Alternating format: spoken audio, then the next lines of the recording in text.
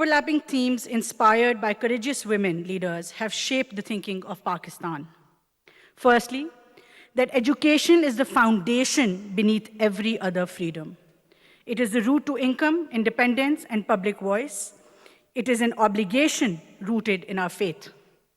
Secondly, legal reform is critical to empower women, and that this must be followed by an enabling ecosystem, finance, financial literacy, mentorship, markets, and leadership opportunities. So after we equip women with knowledge, technical capability, and confidence, and remove the frictions, women can participate in our larger economies. This is essential for accelerating GDP growth, reducing systemic poverty, and fostering workplace innovation.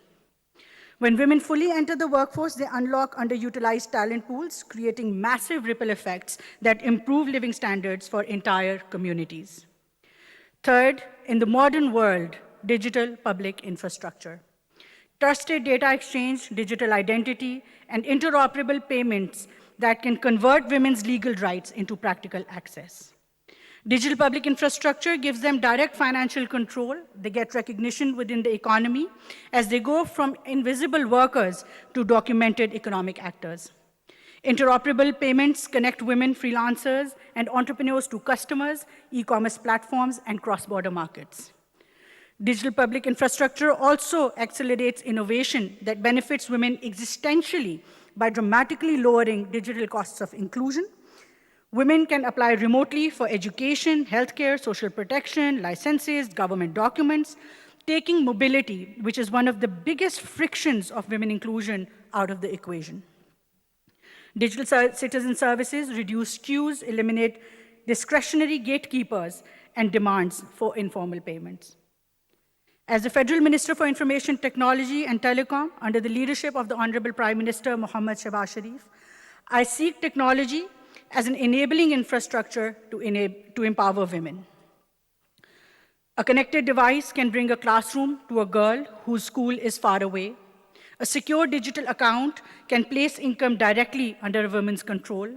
A secure and online marketplace can allow a home-based entrepreneur to sell beyond her street, her city, and beyond her country. Digital public reforms can bring women's evidence and experience into government decisions. But technology can be a double-edged sword. It can be used potentially to exclude.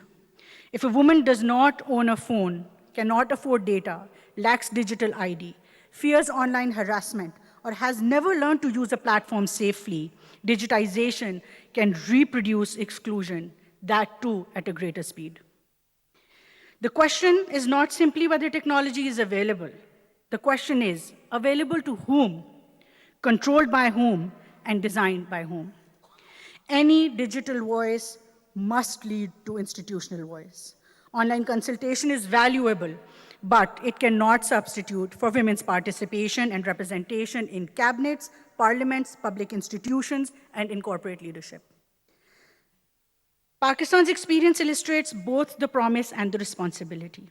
Pakistan never lacked strong women. Our history is filled with women who served to shape our nation. Starting from Mohtarama Fatima Ali Jinnah, who stood beside the Qaid and mobilized an entire generation. Mohtarama Benazir Bhutto, the first female prime minister in the Muslim world.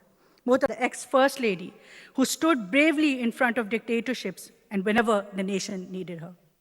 Mohtarama Maryam Nawaz, sitting here today at the chair, as the first female elected chief minister of the largest populated province in the country.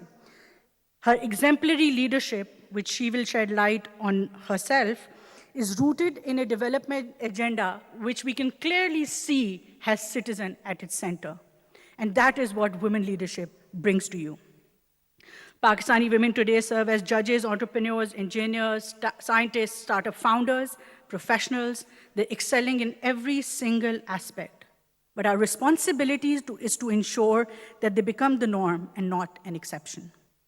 Excellencies, as the world moves towards technology in every field of life and work, Pakistan has developed a digital gender inclusion strategy with the help of and support of UNESCO, our private sector, civil society, contributed to the national strategy on the technology-facilitated gender-based violence and introduced secure digital grievance system through our national IT boards.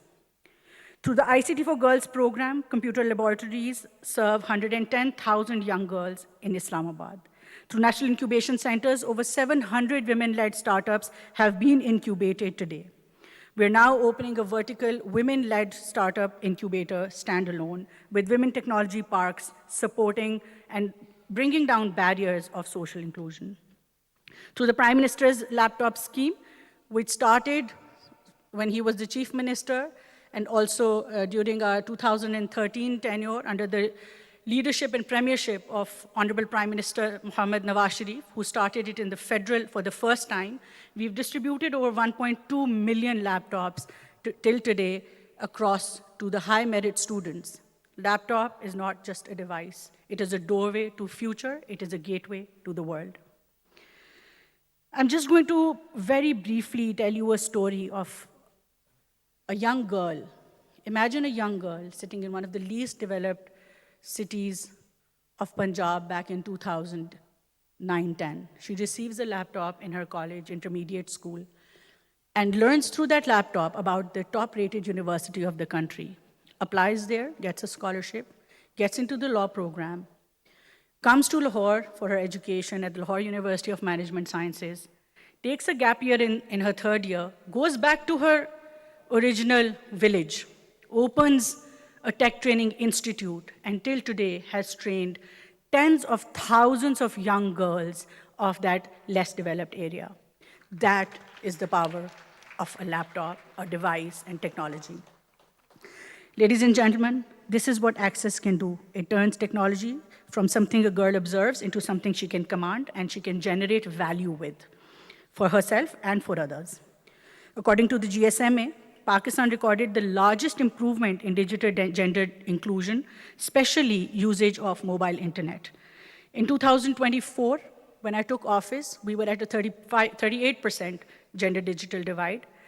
In 2025, it came down to 25%. 2026 report shows that we're down to 8% of gender digital divide in mobile internet usage, which is the fastest closing gender digital divide in the world.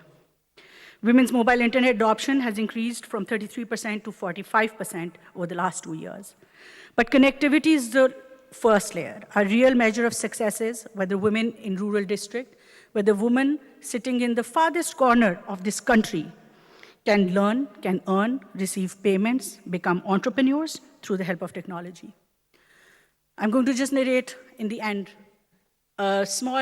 another small anecdote. Last year when the holy month of Ramadan came and the federal government was to roll out the subsidy program, initially it used to happen through our state-owned retail store chain. But what it ended up in was long queues of women waiting outside in the heat for them to collect their rations, which were subsidized. Now we're talking about the lowest socioeconomic strata women of the country. I'm going to cut the long story short. The Prime Minister decided that it's not going to happen this way. There has to be a dignified manner to support the women of the country. And that's when he came up with the digital payments program and mandated the income support program and the whole subsidy program to be run through digital payments. In 1 month, the lowest socioeconomic strata of women of Pakistan created 800,000 plus digital wallets. They became members of digital economy, of the banked population. This year, another 900,000 women came on digital wallets. The government of Pakistan, with the help of the private sector under the leadership of the Honorable Prime Minister, distributed 10 million SIMs free of cost to women across the country, making sure that they become active members of digital economy. That is the structural shift that we're looking at, besides ad hoc programs for women that will naturally scale and mainstream women inclusion in our digital economies.